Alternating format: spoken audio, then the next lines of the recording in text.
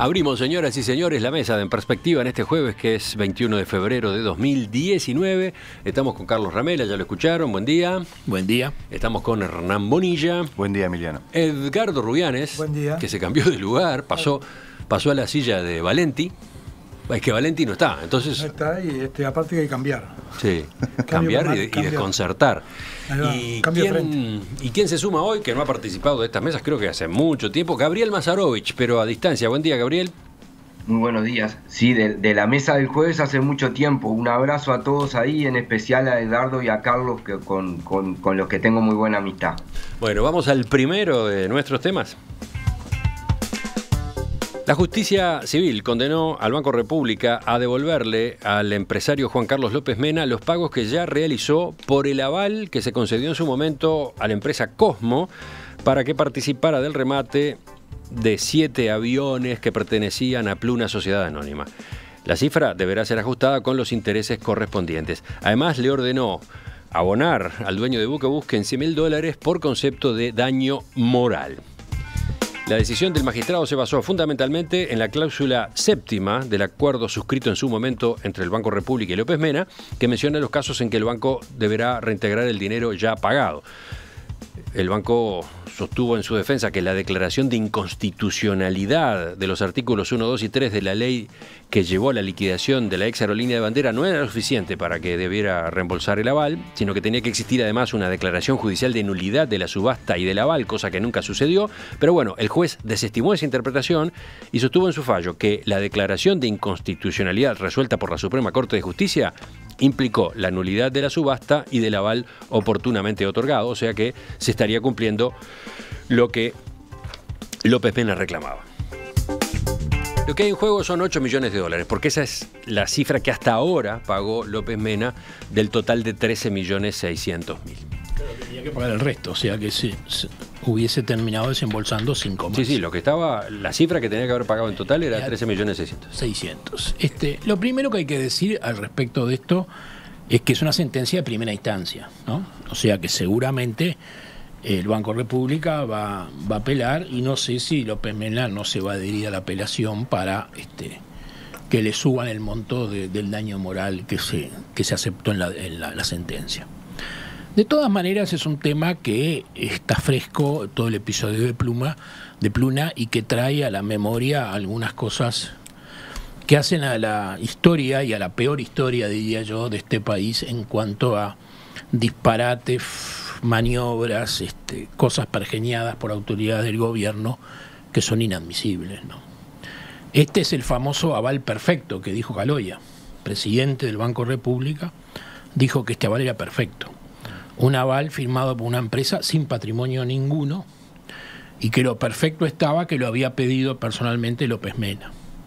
También bueno recordar, y la sentencia lo reconoce por lo que da el daño moral, que López Mena se hizo cargo de esta deuda en principio después que el doctor Guerrero y Galoya lo visitaran en su empresa de Buquebus y le dijeron que si no pagaba y sus empresas iban a tener serios inconvenientes. Eso está en un libro, está en el fallo, está en todos lados. Recordemos que en el medio había una aseguradora argentina, Boston, ¿no? Boston, que había venido, estaba vinculada también con López Mena por otro lado, que había dado el aval, pero el respaldo, la aseguradora dijo inmediatamente que no tenía forma de cumplir, porque la garantía final era Cosmo, que era una empresa inexistente, sin patrimonio y sin nada. Todo esto formó parte de esa maniobra que montó Mujica, con esas leyes declaradas inconstitucionales después, que también es mérito de Mujica, y todo ese remate trucho con el señor de la derecha, que Mujica en un avión anunció antes, sin saber lo que estaba pasando en Montevideo, se termina en 5 minutos, así sucedió, el señor de la derecha levantó la mano, presentó su aval, definido después como perfecto, y acá estamos los uruguayos. Yo diría que si hay que hacer cosas chanchas y mal hechas y frangolladas, este fue el mejor ejemplo, pero además como uruguayo siento vergüenza de que un presidente del Banco República y un asesor de la Presidencia de la República, creo que era secretario o prosecretario en ese momento, vayan a amenazar a un empresario para que pague un aval. Más allá de que López Mena estaba vinculada con la operación, no cabe duda, y alguien podía entender, che, me vendiste un buzón, aparecé. Pero no son las formas que debe usar un Estado. Este es otro desastre más que le deja a Mujica al país, pero sobre todo es otra muestra de la forma como se hacían las cosas. Lo desprolijo, lo avasallante, lo poco respetuoso de las normas jurídicas y las normas de comportamiento, planteando las cosas en terrenos equivocados. Yo no dudo que López Mena tiene su responsabilidad eventual en todo esto, porque se prestó a esto que le pidió Mujica y puso al señor de la derecha, que era un hombre de su confianza personal, que no tenía la más mínima posibilidad de comprar una empresa de aviones. Pero bueno, la culpa es de quien pergeñó esas estructuras y nos hizo vivir este papelón histórico. Seguimos con ¿quién? ¿Edgardo? ¿Por qué le pasa la pelota a Hernán? No, está notando. No, pero pará, vamos a seguir. Entonces va Gabriel Mazarovich, así nos lo dejamos por el final. Bien, yo primero tengo que coincido con Ramela que esta es una sentencia en primera instancia, no soy especialista en sentencias judiciales claramente, he leído con mucha atención la información que hay, que ha sido profusa además. Está muy, como todo el caso que lo hemos debatido 1000 veces en el programa, está todo muy entreverado, claramente. Y me llama muchísimo la atención algunas cosas ahí. Me llama muchísimo la atención esa cláusula firmada sobre la que se basa el reclamo de López Mena, la cláusula número 7, si no recuerdo mal. Sí. Pero yo creo que lo deseable en todo este episodio, que fue un muy mal episodio y muy mal manejado, sin ningún lugar a dudas, no lo he dicho ahora, lo he dicho desde siempre, yo espero que haya una fundamentación jurídica que no permita que... Yo no, sinceramente no entiendo dónde está el daño moral a López Mena, no lo entiendo. No entiendo dónde hay daño moral. La sentencia lo explica. En determinado, yo sé que la sentencia lo explica. En determinado momento, cuando se produjo la declaración de inconstitucionalidad de la ley de liquidación de Pluna, López Mena entendió que estaba dándose la condición o una de las condiciones para la caída del acuerdo y dejó de pagar.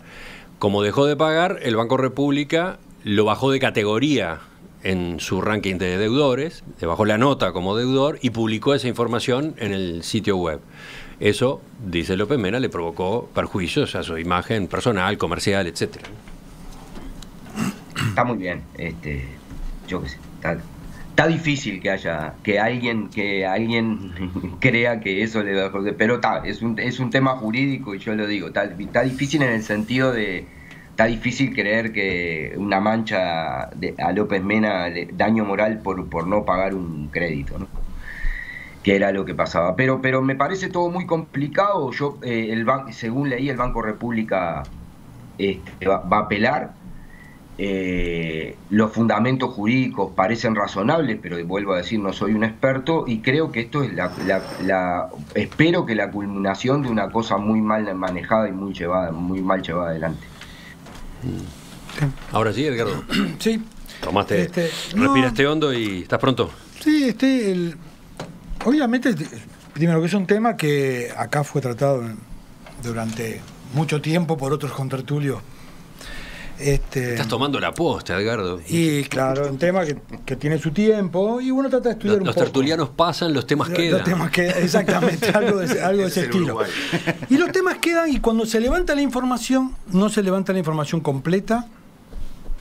Y por ejemplo, en el listado de las cosas, de los hitos, incluso que tú leíste hoy, hay un hito que no ha sido considerado. ¿Cuál? El de la sentencia 138 de la Suprema Corte de Justicia de mayo del 2016. De mayo de 2016.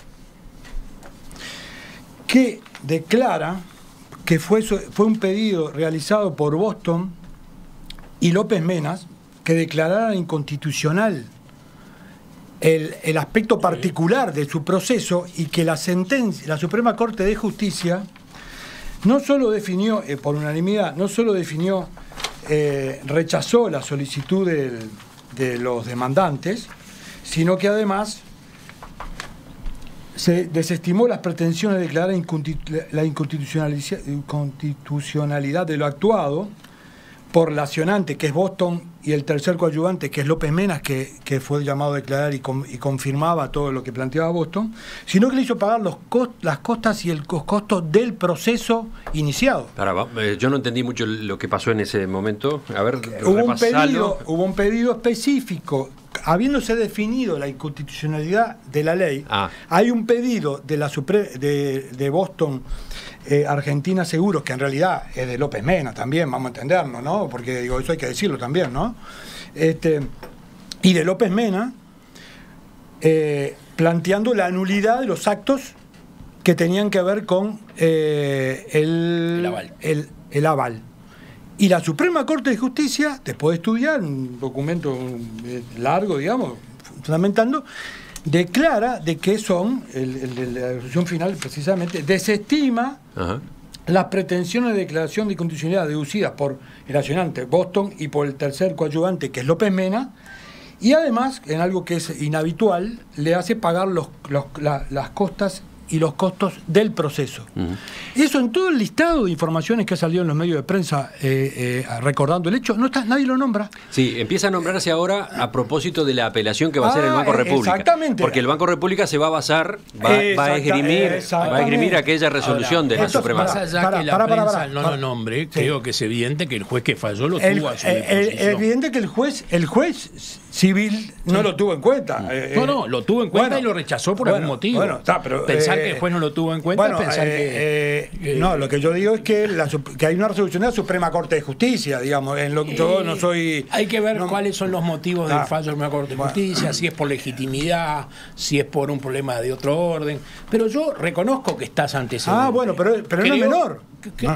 No es menor. Pero creo que el juez lo ha considerado, lo debe haber considerado. Pero yo, al margen de ese antecedente y lo que resulte, lo que esto vuelve a poner de manifiesto es el desastre de toda la operación, los chanchullos que hicieron, la forma, porque más allá de esa solución o no, que a López Mena lo fueron a prepotear a la empresa pagás una definición. O tus empresas van a tener inconvenientes. Tú estabas presente ahí, se ve que asesorabas a López Mena, porque tenés claro la conversación.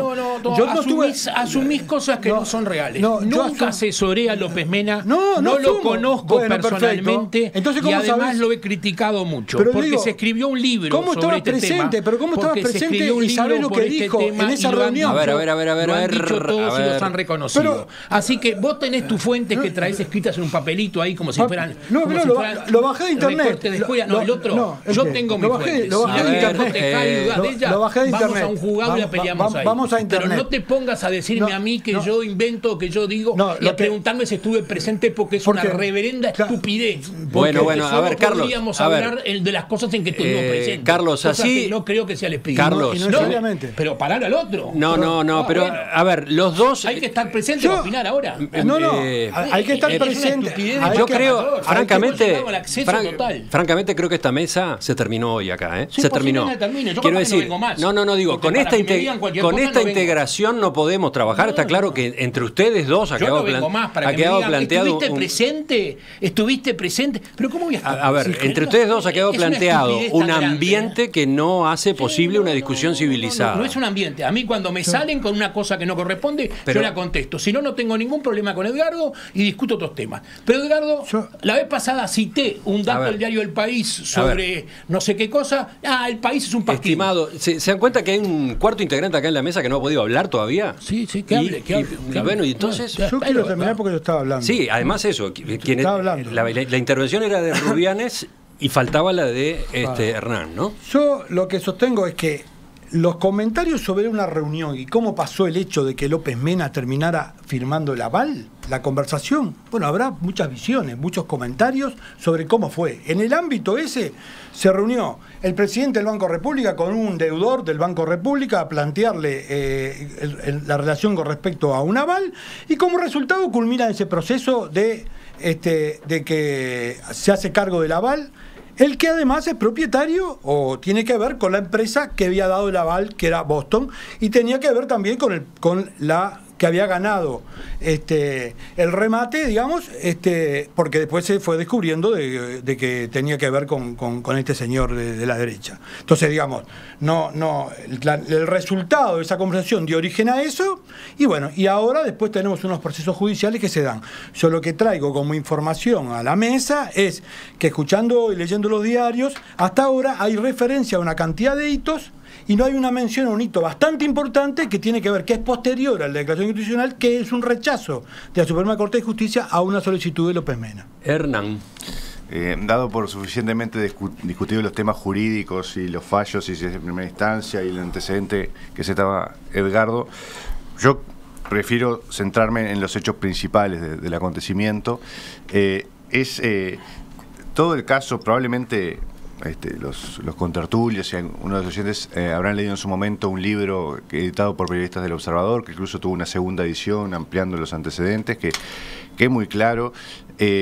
Todo el caso es extraordinariamente curioso, por calificarlo de una forma suave, en que desde el cierre intempestivo de Pluna, en su momento por algunos rumores que después no se consustanciaron, hasta cómo después se le fue buscando la vuelta y cómo una cosa fue llevando a la otra y terminó con una especie de simulación de remate y un arreglo entre gobierno y empresarios. Bueno, y que terminó con, más allá de este hecho puntual del aval, que en sí es grave, terminó con un costo para el Estado muy grande. Y creo que lo más importante es, yo rescato una cosa que comparto que decía Carlos, es este tipo de cosas tiene que manejarse en el marco de el Estado de Derecho, con las relaciones que corresponden entre gobernantes y empresarios, en el marco de el funcionamiento normal de la actividad económica. Y cuando nos desviamos de eso, y cuando empiezan las conversaciones, las negociaciones, las concesiones, se corre un grave riesgo de terminar en situaciones de este estilo. Creo que es una lección, en todo caso, para el futuro, de cómo no se puede manejar un caso, de cómo no se puede manejar una empresa pública, ni de cómo, ojalá, los responsables de este caso, cuando terminen todos los procesos judiciales, sean responsables por los actos en que incurrieron, y que aprendamos a nunca más manejar negocios de las empresas del Estado de esta forma. Gabriel, para terminar, ¿te quedó algo? No, yo brevemente, yo creo que la discusión, el problema, ¿sabes qué me cuesta, Emiliano, en esto? Hacer la discusión porque la hemos discutido infinidad de veces y expresado nuestra... Sí, está bien, pero ahora tenemos que conversar un punto concreto, una resolución judicial de esta semana. Esa es la novedad. Por eso no, pero quiero aclarar, porque mirá, ya hasta recibiendo mensajes en el celular y todo sobre lo que acabo de decir. No es nuevo lo que yo acabo de decir, es lo que dije siempre sobre la situación de Pluna, y el debate sobre la situación de Pluna en general es mucho más atrás que lo que hace el libro del Observador, que llamativamente solo habla de eso. Y necesito decirlo para que quede claro, el debate sobre Pluna es mucho más amplio, ¿no? Y lo hemos dado mucho más amplio también. Sobre este fallo judicial, yo me limito a decir lo que dije, me extrañó la cláusula. Me extrañó el tema de que, aunque vos lo aclarás muy bien, la sentencia lo dice, pero me extrañó muchísimo el tema del daño moral, y creo que en este juicio lo que hay es, más allá de todas las discusiones que tenemos sobre el gobierno, es la intención de un empresario que se quiere presentar, se presenta en el libro del Observador y se presenta ahora como víctima y no lo es.